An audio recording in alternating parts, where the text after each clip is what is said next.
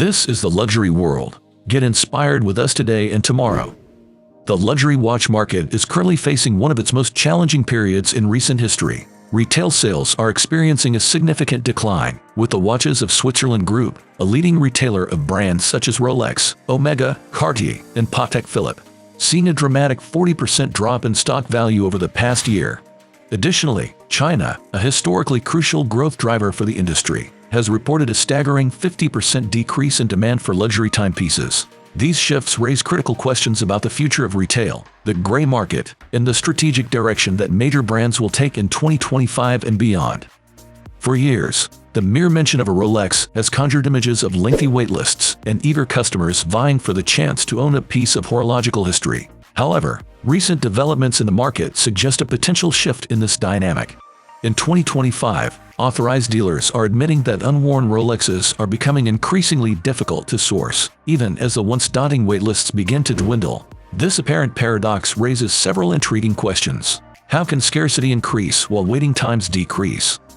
The answer lies in a confluence of factors, including evolving consumer behavior, a recalibration of market dynamics, and Rolex's own strategic decisions. We will explore insights into this topic in this video brought to you by the luxury world. If you have not already, subscribe to our channel to avoid missing out on future content. The Watches of Switzerland Group's latest financial results indicate a concerning 10% year-over-year revenue decline, with a 38% drop in stock price over the past 12 months. For a company of this scale, such figures are not just a setback but an existential threat. This downturn has prompted the company to lower revenue projections for the upcoming year, attributing the decline primarily to economic headwinds in key markets such as China. For years, China has been the backbone of luxury watch sales, leading the BRICS nations, Brazil, Russia, India, China, and South Africa in high-end consumer spending.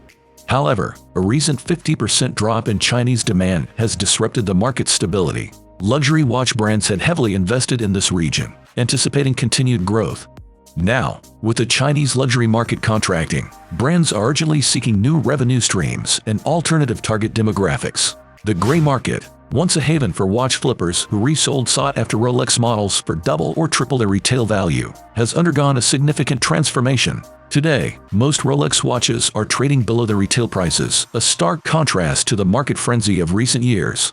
This shift follows one of the most substantial retail price increases in recent memory, with some models rising by 4% in January 2024. As a result, flipping luxury watches is no longer a profitable venture, leading to a decrease in supply from gray market dealers. Looking ahead to 2025, it is unlikely that new, unworn Rolex watches will be readily available on the gray market.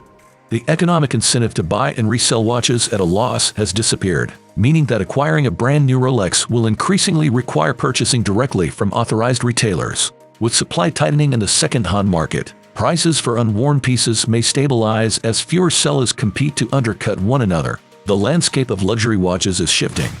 With the once booming gray market cooling and traditional retail sales facing headwinds, brands are compelled to reevaluate their strategies to navigate this evolving terrain. The days of relying solely on established distribution networks and the allure of exclusivity may be waning, necessitating a more dynamic and forward-thinking approach.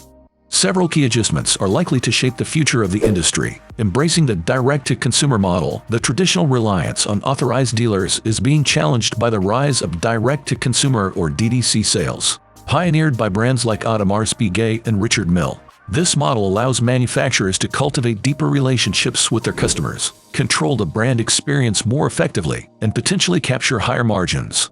By bypassing traditional retailers, brands can cure personalized interactions, offer exclusive products, and build a stronger sense of community. This approach also gives brands greater control over pricing and distribution, mitigating the influence of the gray market. While not all brands may fully embrace DTC, a hybrid approach, combining selective retail partnerships with a robust online presence, is likely to become more prevalent.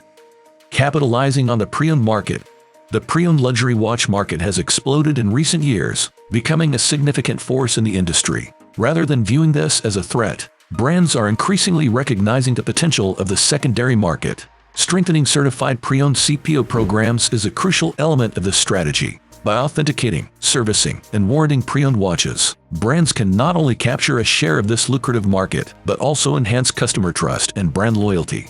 A well-executed CPO program can also help control pricing and protect brand image in the secondary market, preventing excessive discounting and maintaining a sense of exclusivity. Furthermore, it provides an entry point for price-sensitive consumers who aspire to own a luxury watch but may find new models beyond their reach. Targeting new horizons. The traditional demographics for luxury watches are evolving. Brands are increasingly focusing on attracting younger buyers who are digitally savvy and have different expectations of luxury experiences. This involves understanding their preferences, communicating with them through relevant channels, and offering products that resonate with their lifestyle. Simultaneously, emerging markets present significant growth opportunities. Brands are investing in understanding the cultural nuances and specific demands of these markets, tailoring their marketing and distribution strategies accordingly. This might involve creating region-specific collections, partnering with local influencers, and adapting their communication to resonate with local values. Expanding the digital footprint. The digital revolution has transformed consumer behavior, and luxury watch brands are no exception. Expanding online presence is no longer a choice but a necessity. E-commerce platforms are playing an increasingly important role in luxury watch sales, offering convenience, accessibility, and a wider selection. Brands are investing in creating immersive online experiences, leveraging augmented reality to allow customers to try on watches virtually, and providing detailed product information and engaging content. Beyond e-commerce, a strong social media presence is crucial for building brand awareness, engaging with customers, and cultivating a sense of community. Brands are using social media platforms to tell their stories, display their craftsmanship, and connect with potential customers on a personal level. With Watches and Wonders, the premier watches industry trade show, approaching, speculation is growing about upcoming releases. Unlike previous years, where brands focused on ultra-luxury, limited edition timepieces, 2025 may see a shift toward accessibility. The economic downturn and shifting consumer priorities suggest that brands may introduce more affordable models to attract new buyers. In the past, luxury brands like Omega offered quartz variations of their flagship models, such as the Seamaster 300M.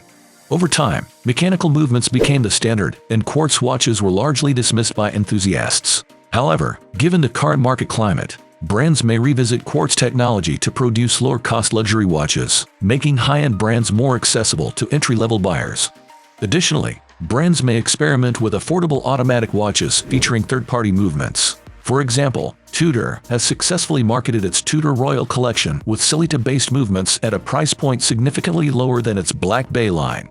Such strategies allow brands to maintain their prestige while offering more budget-friendly options. The unexpected success of the Swatch and Omega Moon Swatch collaboration demonstrated that affordability can drive significant sales.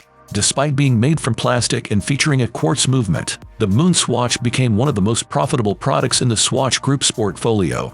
This success highlights the potential for luxury brands to create entry-level models that retain their brand prestige while appealing to a broader audience.